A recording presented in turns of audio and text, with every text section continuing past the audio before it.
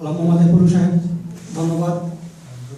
মঞ্চপুষ্ট সাবেক সভাপতি এজেন্ট শান্তবাবু ভাই, মঞ্চপুষ্ট সম্মানিত সাবেক সভাপতি ফজলুর রহমান বকুল, এবং আজকে আমরা আরেকজন ব্যক্তিকে পেয়েছি যে ব্যক্তিটা এই অস্ট্রিয়া বিএনপিতে একসময়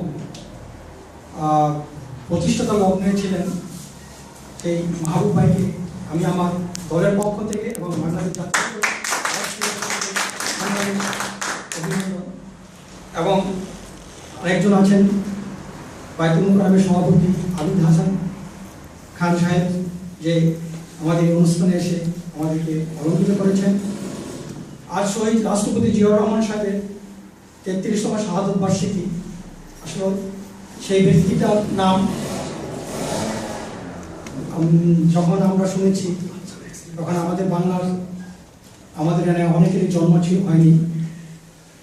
আর এই শাহাদত বার্ষিকীতে যখন 1981 সালের 37শে মে ওনার শাহাদত বার্ষিকী, তখন আমি ক্লাস 8-এর ছাত্র।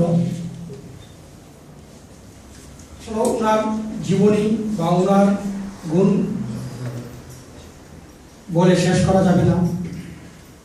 আজকে আমরা এই ক্ষুদ্র পরিসরে আয়োজনের জন্য আপনারা যারা এখানে সময় দিয়েছেন, দলের পক্ষ থেকে বাংলা জাতীয় দলের পক্ষ থেকে আমি জানাচ্ছি আমার আন্তরিক ধন্যবাদ। চলো আমরা আরেকটা কর্মসূচি নিচ্ছি। সেই কর্মসূচি যে আমাদের পূর্ববর্তী বক্তা বলে গেছেন র্যাবের কথা।